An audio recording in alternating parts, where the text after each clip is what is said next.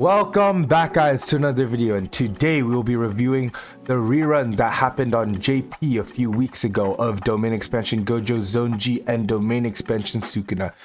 And so basically I feel like they're going to come on January 11th 2025 because they arrived in JP December 11th 2025, same as I feel like Mahito is going to come on January 4th. And so should you summon for these three characters? Well, let's take a look at their kits.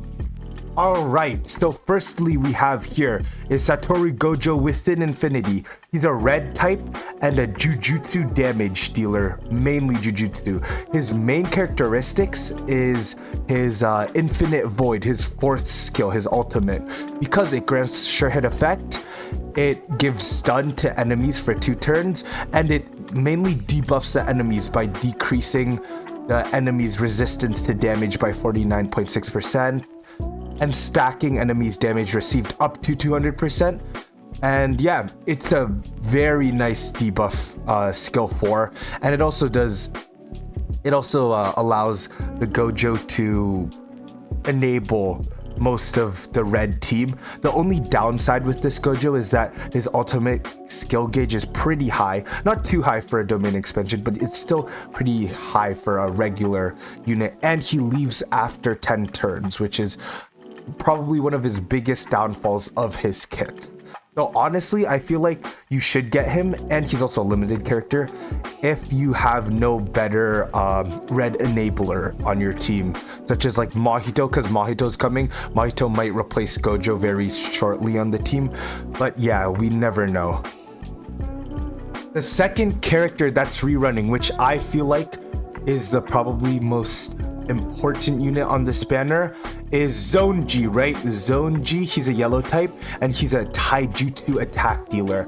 So his characteristic, his main feature that he does is Black Flash, constantly dealing immense damage. So skill 3 is what you should be focusing him on, and he should be spamming Black Flashes basically, which deal an insane amount of damage, 1500 per Black Flash. His gauge is pretty high, it's all right, but still he is supposed to keep on maintaining Black Flashes with his skill 3, I believe, and skill 4. So he's more of a Black Flash type of unit, and he's more RNG based than anything else, but I feel like he'll pair really well with the new Toto that just dropped recently on Global.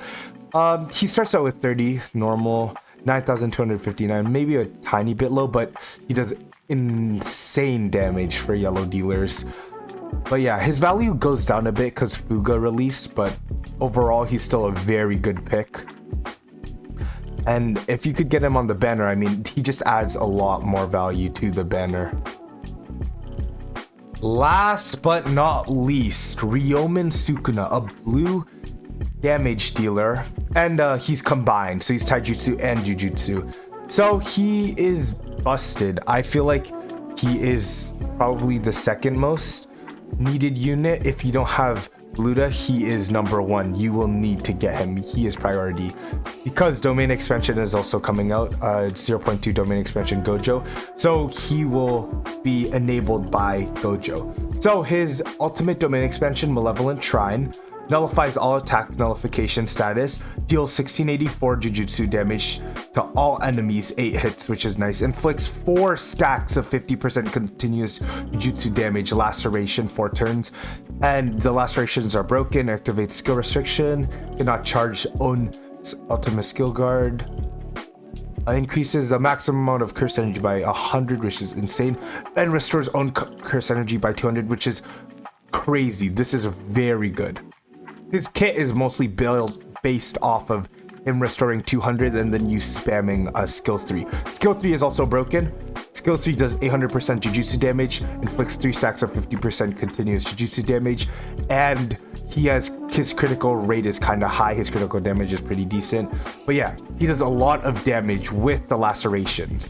As we can see here, lacerations do a lot of damage. He also gets poison, darkness, soul, and immunity, stun, confusion, immunity. He grants immunity to instant death effects called by soul damage to self. Grants 30% flame resistance to self, so he's really good on Jogo's stages that you have Jogo in. And critical When critical hit is performed, increases own damage dealt by 30, recovers own cursed energy by 20, receiving a hit of 3000 HP damage, chance 50%, increases taijutsu and jujutsu stat by 20% 2 turns. If a skill can hit multiple times, still count as one hit received. He's very good to more or less receive damage as well as deal damage. He does a lot of damage on Unseen Slash, a lot of damage on Show Me, skill 2, which is nice, and higher activation. He's very stacked for his kit.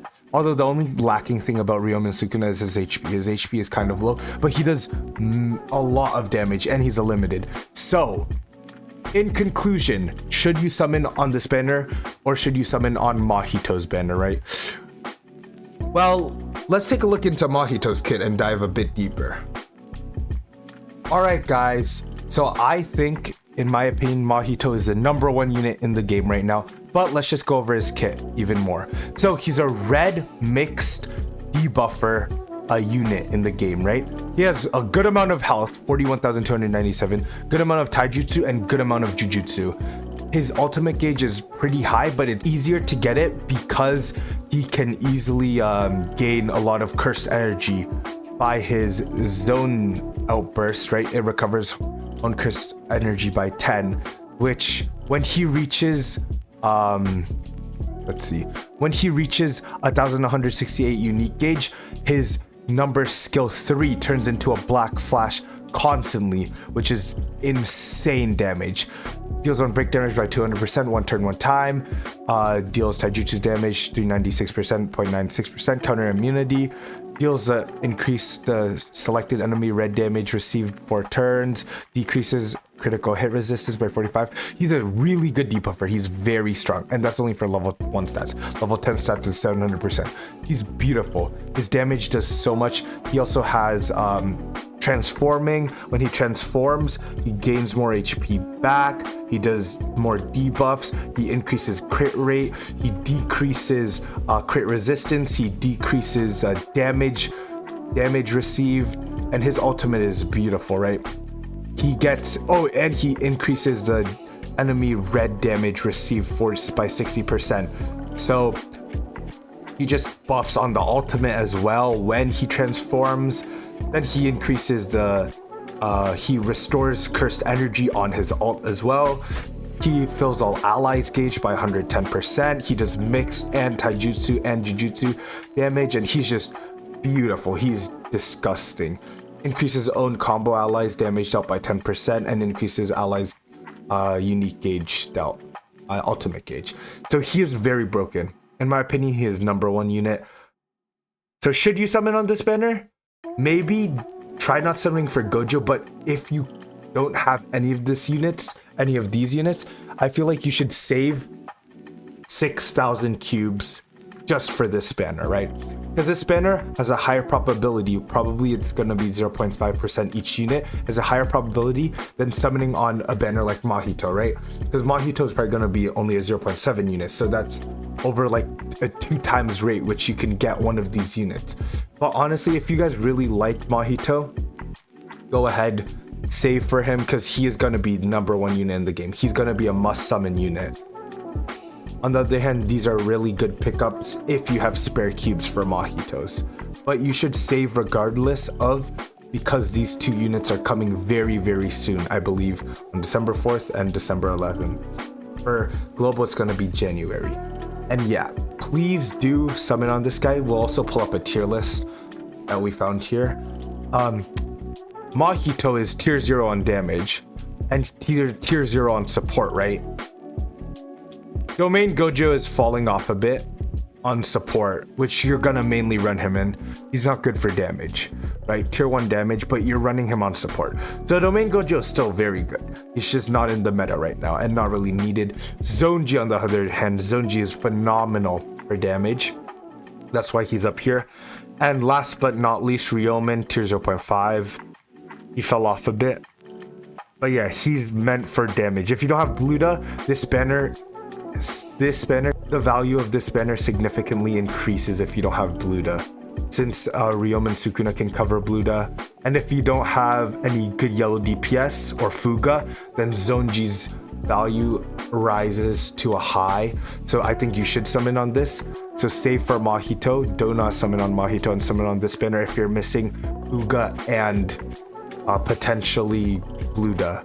If you're missing Tinjo as well, this banner gets even more value, and this is a must summon instead of Mahito. If you're missing Tinjo, Uga, and Bluda, then you should summon on this banner, and any decent red support.